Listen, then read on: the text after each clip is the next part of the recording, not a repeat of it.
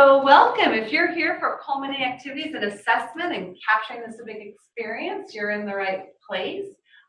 We are recording this so that we can share it with all the people who did register to participate in this webinar. But this is the third webinar in our series, our Civic Action Project Professional Development Series.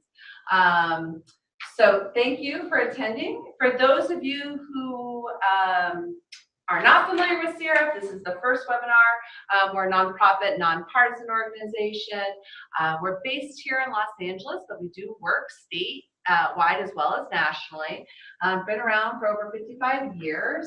And so locally, we do things like our Expanding Horizons internship program, placing first-generation students into paid internships. We do a Cops and Kids program, just to name a few of our programs. Statewide, we do a mock trial program, and nationally, we have our Bill of Rights in Action that goes out to over 40,000 teachers nationally, as well as our Civic Action Project.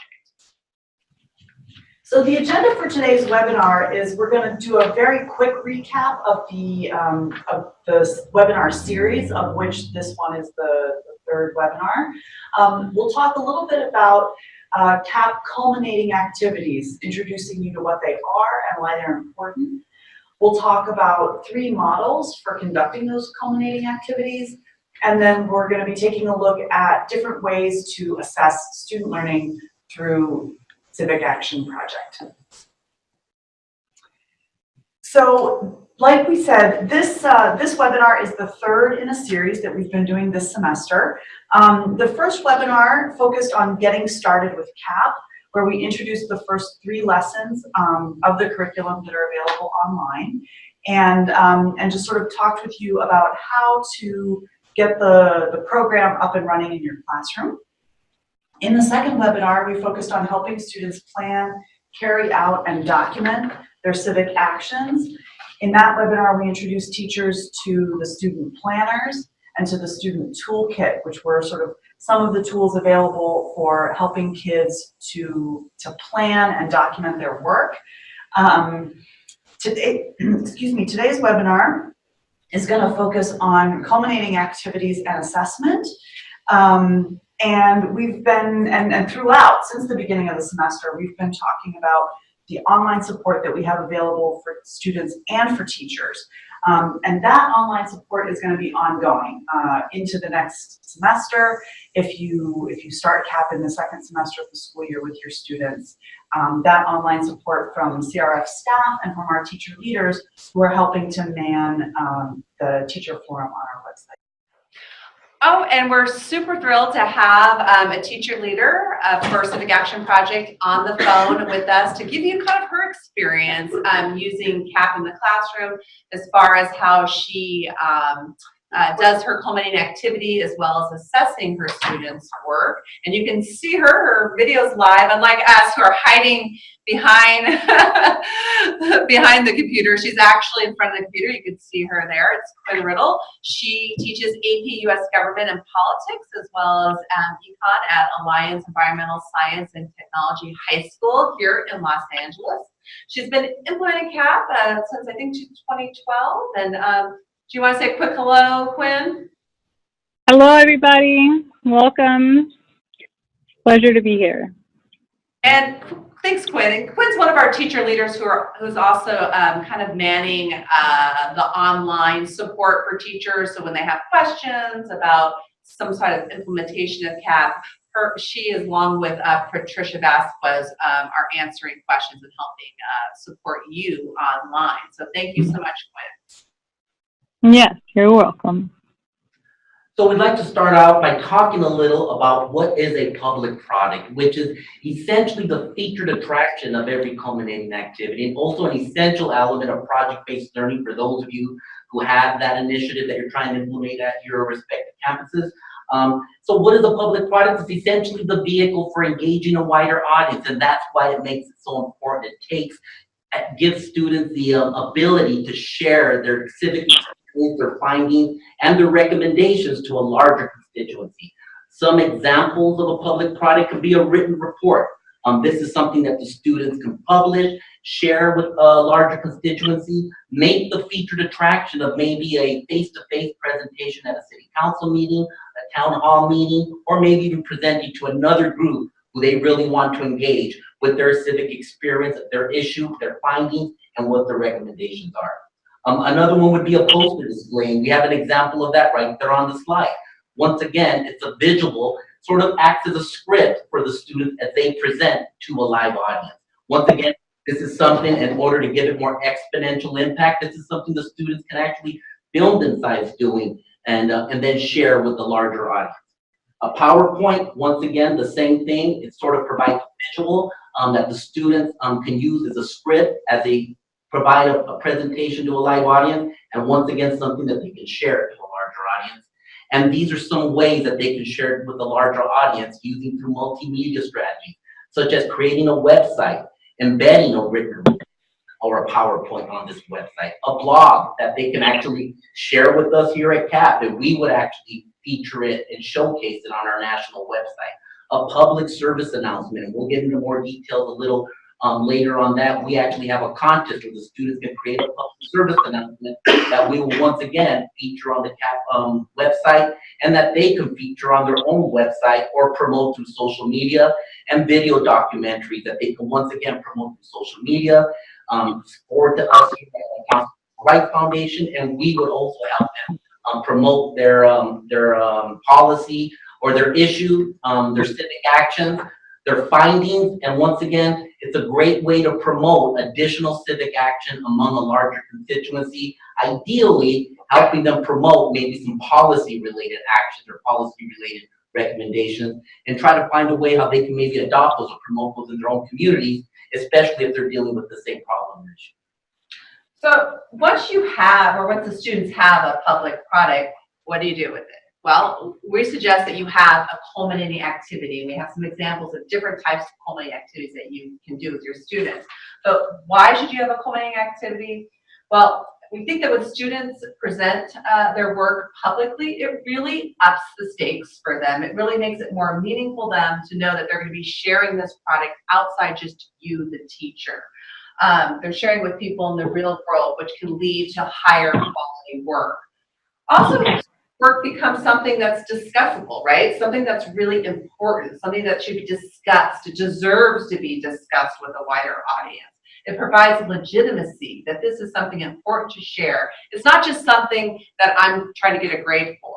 And then finally, I think that one of the side benefits of having a culminating activity where the students are presenting their public project is that it can provide some good PR for the school, that you're having students that are engaged in the community, they're informed on an issue, and they're being active members of the community. Quinn, I guess I just want to ask you, why do you think it's important to do culminating activities with your students? Why do you have that as part of your civic action project?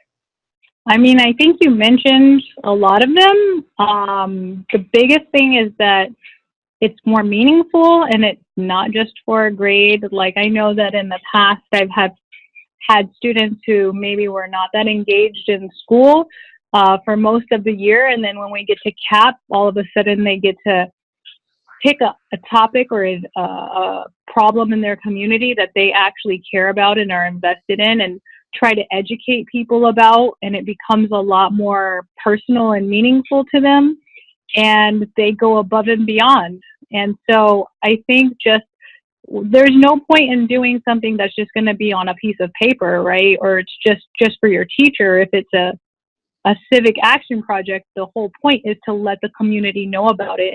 And kids, when they know people are going to look at their work, they try much harder. Very, very, very true. They have a reputation that they have to uphold, right? They don't want to be embarrassed. Thanks, Quinn. Yeah.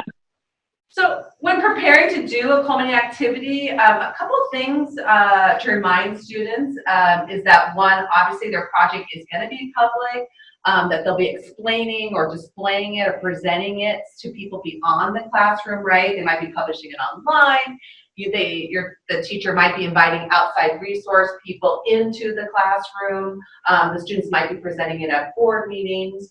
So that's something to remind students. Also make sure that you share whatever your plan is for assessment, right? Right up front, let them know, are you going to be assessing the group? Are you going to be assessing the individual? Maybe you'll be assessing both the group and the individual, as well as are there going to be any peer assessments? So keeping that up front in the student's mind is important. And also just make it clear what your expectations are for those students on what you want them to present and how they're to do so. I know Quinn does a great job, and I think we'll be sharing it a little bit later with you in this webinar. And she really lays out exactly what she expects the students, how many slides in their PowerPoint, it needs to have a survey or a poll, etc. So all the details of what you expect them to do. I think the bottom line with the product and the culminating activities that you really want to make sure the students are presenting three things.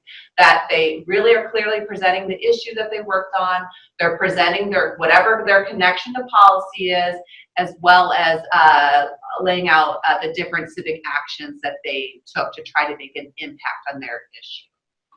So we have some examples. We're going to talk about 3 different models of culminating activities, and the first one is the classroom model. I think that's a good one to start with because it's the most accessible one. Quinn, can you explain a little bit? I know you do a hybrid. You do a classroom model, but then it kind of goes into a showcase model, which we'll talk about in a minute. But can you explain how it works in your classroom, your culminating activity? Well, I kind of do chunking. So the idea is that I cannot just go, here's this big goal, like you're going to present a presentation, you know, to the class and then possibly to the public. I break it into parts. So the idea is that even though I have like a guideline for them of you have to present, you know, the problem, the solution that you've come up with that is an actual public policy, that you have to show that you've surveyed the community on how they feel about this, that you show that you've done some research on how this problem or your solution or both impact the environment and human health and specifically the economy. After they do all, like to get there, there's a lot of steps. So basically students, they sign up for presentation times in class and they present about a 15-minute presentation on what it is that the problem is they try to solve, what they did to try to solve it, what action they took in their community, whether they wrote their congressman or they went and to an actual representative's office or a city council meeting, or they went on to a protest, or they tried to create a public service announcement about the issue, or they started a petition. They have to present the thing that they did, and they have to talk about what the solution was. So what policy did they come up with to address whatever the problem was? Like a lot of my students choose homelessness because they see it all around them.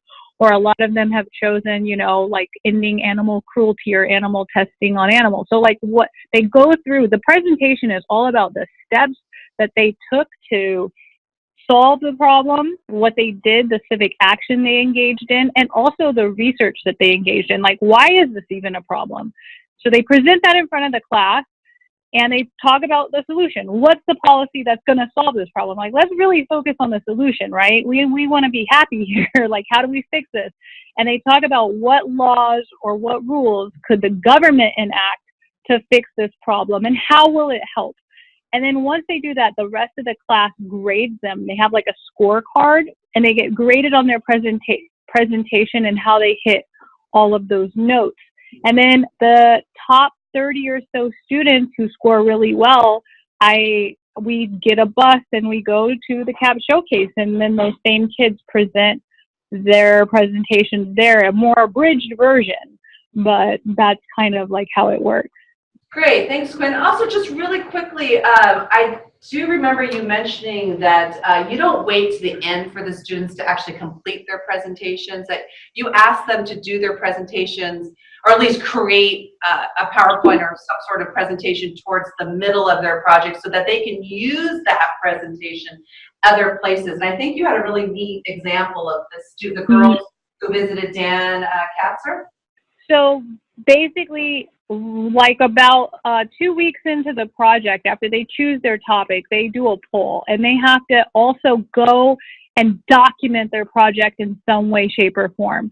So they have to take pictures or interview somebody that knows about the topic or can explain why the issue is a problem, or they go take a picture of the problem that they're trying to solve, and that has to be in a presentation. And we do like that at the beginning, like get your pictures or document your problem, or get a video of you interviewing someone about the problem that's directly involved in it, either trying to fix it themselves or they've been affected by the issue, and you got to document that.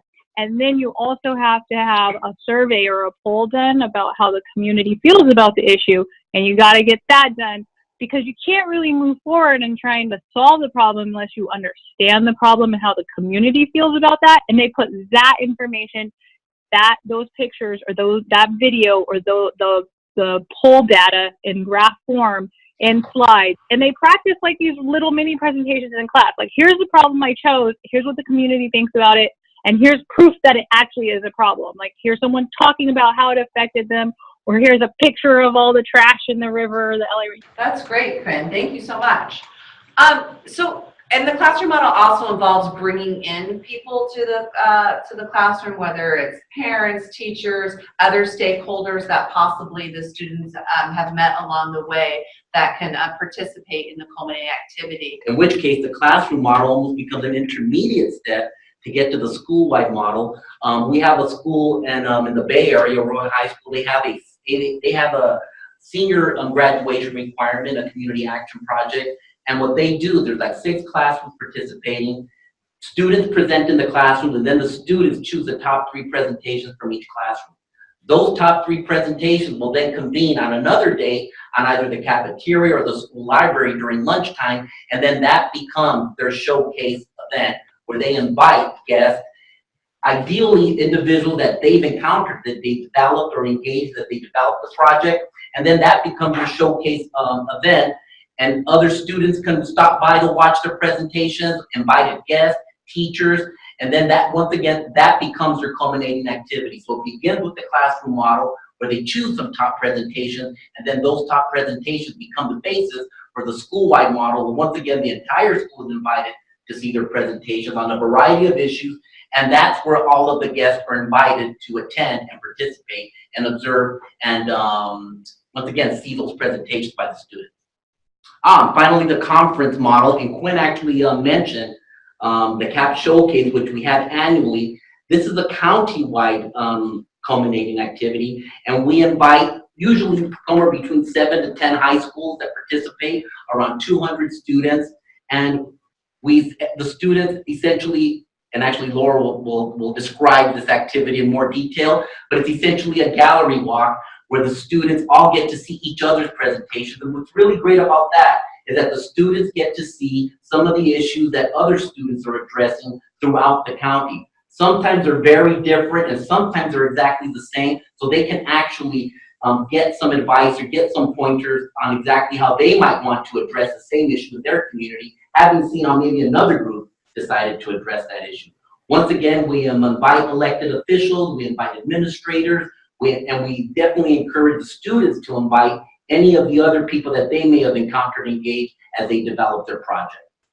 Right, and this is usually done in some sort of civically relevant place. It could be City Hall, it could be a library, it could be the school, the school administration office, or any place where you can gather a large, group of students. And how we usually do it is, Gregory was mentioned, we have a gallery walk, so half the students are presenting, where the other half of the students are watching the presentation.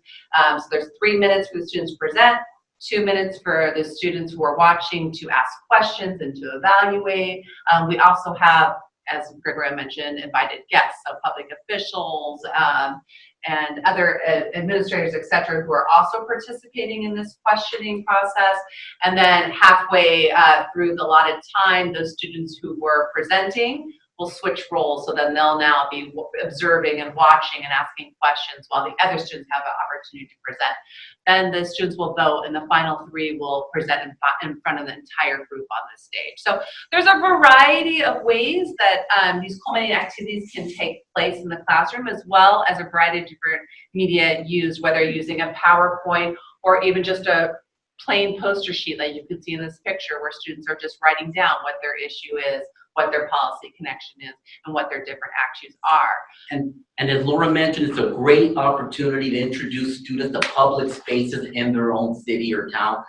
She mentioned City Hall. For many students, this is the first time they've actually gone into City Hall. We've also held events at the African American Museum, the Japanese American Museum. We're now holding this event at the California Endowment. It's just a great opportunity to introduce students to civic and public spaces that they can continue to visit even beyond the showcase. And so when we're thinking who might possible guests be to attend these showcases, whether it's in your classroom, school-wide, or in, a larger event, thinking about all of the experts and stakeholders that the students interacted with, they're really the people who can provide the list. Whether it's state or local representatives, city council people, mayors, school board members, school administrators. These are just examples of folks that might be able to attend and be interested in seeing the actions and issues that students are working on. And it's not just a local event. I mean, if you have a student who's working on a statewide or national or even international issue, it's possible to use technology to bring people into your event that way, other experts and stakeholders. And it's just a really good point. Allow the student to take a lead on that guest list. And then you as a teacher can then supplement it with some other suggestions of people you might want to invite. Yeah, and parents being one of them. I know, Parents Quinn, well. sometimes you invite also parents into the classroom as well. So that was one that I didn't put on there, but yes, parents are also stakeholders as well. So finally, culminating activity preparations, just a couple of things to think about when you are doing the culminating activity, whether it's in your classroom or school-wide. But just look at scheduling, calendaring, seeing what else is going on at your school at that time that you plan to have your culminating activity, thinking about what the agenda is going to look like, timing that out. Establishing what the students' expectations are for that, for the culminating activity, and then just day of logistics and guests. And Quinn, do you have anything else that you would add to preparing for actually having the culminating activity? Just that if you want the presentations to be in depth, that I usually have, at least, and I have my kids 3 days a week, I have that whole week is just presentations for each period. It takes a minute. Right. But then students know that they're expecting that, right? That they're just saying. Yeah, they sign up for blocks of time, and I probably about 2 weeks in advance they get to pick their block of time, so they know and they're ready. And it's a good way to differentiate. So if you have some kids that generally just take longer, and seeing a presentation could really help them, and they get a couple extra days to prepare, I usually leave like that last day, I let my kids with like individualized education plans sign up. I save like 2 or 3 blocks of time for them to pick the last days, because the kids always want to try to push it to the last minute. And there's some kids that don't need that. But there are some kids that I really try to make sure that they get to present last, and then having seen other kids present will make their presentations that much better, and they get a little bit more time. Great, that's a really good point. It's a really good point to have those kids experience it, or to see it first before they actually have to do it, those who might need a little more help. Thanks, Quinn. Yeah. So once the students are presenting, whether, if they're putting together their public products and then putting together parts of a culminating activity, we mentioned earlier on that the culminating activities provide an opportunity for you to do some assessment. And for those of you who have participated in some of the earlier webinars, this slide may look familiar, but I think it's worth recapping. I mean, when we've talked about assessment in the context of CAP, we've emphasized that, assessment of this project and this process shouldn't focus on whether or not the students actually solve the problem or issue that they're trying to address or have an impact on. What we have encouraged you, and what we've always encouraged CAP teachers, is to be looking for evidence of critical thinking, to be pushing kids on their policy analysis, which we know that Quinn does, you know, for getting kids to sort of get out of their comfort zone, identify people who they need to talk to and communicate with them effectively, stay organized, get follow through and get their work done. So, I mean, in sort of broad strokes, that's how we've talked about assessment before, but we do have some really concrete resources to offer you guys, partly thanks to teachers like Quinn, who have developed some really great resources over the years to support assessment through CAP. So I'm going to just show you talk about a couple of areas of resources, and then we'll show you where to find those on the website. There's one set of resources that you can use for ongoing assessment, and these are some rubrics for grading those project planners that we talked about in the last webinar, and also some sample rubric items we'll be taking a look at. We have some end of project assessment tools that we'll show you, and then we'll take a look at some other teacher created resources. You can access all of these things through your dashboard, which we'll take a look at now. Right next to the helpful tips, you can see assessment, and that's where you're going to go. And I should say here that, you know, in all of these areas, we have a number of different resources available for you, because although CRF is very clear about the content knowledge acquisition and the skill building that we know CAP can help students to achieve, we also recognize that you and your school and your district and your state may have additional assessment priorities. So we really strive to leave room for you to emphasize, in terms of assessment, what you need to emphasize for your students. So in terms of the ongoing assessment, this is where you would want to take a look at those CAP planner rubrics over on the left-hand side. We've got one for the proposal rubric, for the proposal planner, the thinking it through planner, those civic action planners that we looked at in the last webinar, and the final report planner. All of these rubrics are aligned to the Common Core standards. We can take a look at just one of them. You can see how they address a number of key Common Core standards for, especially when it comes in the area of writing in the context of history, or under the history subject. We also have, as a sort of ongoing tool that you might want to use, some sample rubric items. And this is, if you click on this document, it's actually a Word document, so you should be able to download it and copy and paste from it pretty easily. It's really just a menu of rubric items, some separated by CAP content versus other areas that focus more on skills and process that we're trying to encourage among the kids through CAP.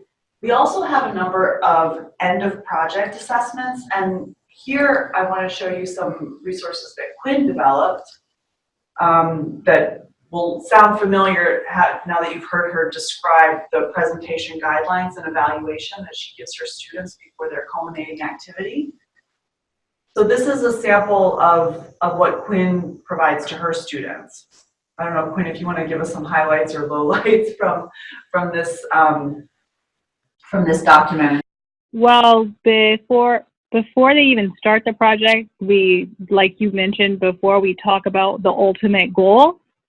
And then we read this, and then when they start creating their presentations in class, we go over it again, and they use it as an outline. So it just gives a really rough estimate of, you know, if you're making a video or you're making a PowerPoint or whatever it is that's gonna be your presentation, that you kind of cover these things, that all of these things should be included in some way, shape, or form. And a big part is, you know, to make it engaging and to make sure your audience understands what you're talking about. So it's important, especially at our school, that students, you know, check for each other's understanding. So there's a section of that built in.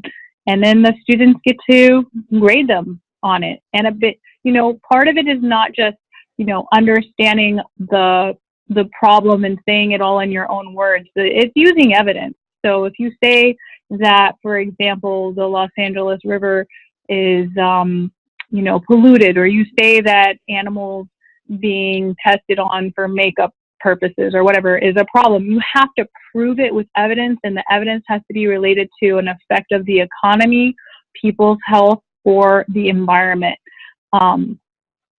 So they're similar to the rubric you were just showing. Part of the presentation is not just relying on like this emotional plea from your audience, but like proving to them that this is an issue, and there's also a solution that's effective, or could be effective, and explaining why. And Quinn, have you found that the kids do a good job of holding each other accountable on that and sort of pushing each other to make sure that they're doing what they all know they're supposed to do in terms of making that case? Yes, I think part of the reason that they do is because that rubric for the presentation, they use it as a guide in making their presentation. They also have the opportunity, even though it takes a little longer, the first day that we present, I save an entire block of time that would be used for a presentation to go over the rubric. So we go through the rubric, we have the kids talk about what all of those things mean one last time, what the difference is between just the word sufficient versus thoroughly, and using examples and evidence. And then we start with the first presentation. And usually people who sign up for the first blocks are like the go-getters. And it kind of sets the bar high. And that's kind of what I usually like to do. And they're pretty fair, and it averages out. So one person might on a scorecard take and just go, oh, whatever they tried, and circle all like threes. But that's not what most of the kids do. And then there's some kids that are really critical of their peers. And so we take it, I add up all the scores, I divide it by however many sheets there are, and that's your grade for your presentation. And they know that going into it. And yeah, for the most, I've had only one time where it was like, it seemed like the presentation grade that the class gave a presenting group was unfair. And that it was like the most popular group of boys that all happened to be in a group together. They could do no wrong. Their presentation was not as good as it could have been, and people gave them way too higher scores, and I just changed it, and I told them, I was like, you guys know that wasn't fair. The other thing that's really cool on this document that you give them, Quinn, is that, and for teachers who are listening, I think this is helpful, that apart from the kids knowing how they're going to be graded by each other, Quinn adds this element that explains a little bit more about how she is going to be grading them in addition to that rubric that you just saw. So she goes into a little bit more detail here, and here's where she really gets into some of the policy analysis of the heavy duty content and the heavy duty Common Core requirements. So this document is there for you, and just underneath it is that peer evaluation document is just a bigger version of the peer evaluation that we just showed you. So if you want a bigger, clearer copy, you can see that there. The last thing, I mean, we've highlighted a few of these teacher-created assessment tools from this list that's here on this part of the website. I encourage you to take a look at some of the other resources that are here. Again, because of what I mentioned before about recognizing that you may have different assessment priorities than some of the priorities that are reflected in the materials here. So we've got, for example, a couple of different rubrics for written reports, as opposed to the oral presentations that we've been emphasizing today. And you'll see in here that some of the oral presentation rubrics focus more on the sort of public speaking aspect of it versus the policy analysis, for example. So definitely feel free to poke around here and find and adapt resources that make sense for you and for your students. So the public products that we went over earlier can also be the basis of a contest submission to the CAP contest that we have every year. The first contest that's coming up is the public service announcement. Usually videos, but we also accept PowerPoint, presentations. Students have created websites, and they've also created video documentaries. So we can go to the website really quick, show you where that contest page is. This is the contest page. If you go to the PSA contest, that has all of the criteria for the submissions and even some tips on how students can actually develop their video product and how to submit their video product. And we have cash prizes as an incentive for the students to submit those. And the winners we showcase on our CAP website. Not only, pretty much all of the entries get put on our student action page. And if you go to our student action page, you can see previous examples of some contest submissions, which is a really great way, once again, to introduce the CAP project to students. They see some of this stuff and they say, if these guys can do it, I can do it too. And sometimes they get a little competitive, thinking I can even do it better, which is great because we want to see increasingly even better product by the students to showcase some of their civic engagement across the country. And we have the CAPfolio, which is the more comprehensive contest that not only includes the public product, but it also includes evidence of their civic actions, maybe the planners, maybe email messages, correspondence that they've had with elected officials, pictures of them completing some of their civic actions. And once again, just a comprehensive portfolio that captures their entire civic engagement experience. And the deadline for the PSA is December 19th. That's for our fall winter one. And then for the spring, which is May, that's when the CAPfolio deadline will take place. All right, so we're kind of coming to an end and we're happy to answer questions that you might have. But so if you missed any of the webinars, we do have them archived on the main CAP website. So they're there for if you want to view any of the PowerPoints or webinars. Also, just a reminder that you can still get online support from our teacher leaders. So our teacher leaders will be online between now and for the rest of the year. We're also available via email as well, and the students can get online support as well. We do have a discussion board that students are able to ask questions of our CAP Youth Board. They also have the toolkit. For example, they don't know what a PSA is, or they don't know how to take a poll. They can go to the website, they can go to the toolkit, and they can find a short description on how to do any of the civic actions that they might need to try to impact their particular issue. Also, we're available if you would like to bring this to your department. We're happy to do, a webinar or Q&A with your department folks, or even just one-on-one. We can walk you through the website, whatever you need in order to have successful CAP experience. We are there to help. And then finally, just keep us posted. We'd love to see some of your work. I've received some emails from teachers who are doing some culminating activities. So yeah, share it on social media. We're happy to like what you have, and then even post some of your student work online. Are we concluding the webinar? Because I just wanted to point out, I've been looking at Quinn's response about the public policies, and that is an absolutely ideal example of what the CAP teacher's role is. She's being a sounding board and a coach.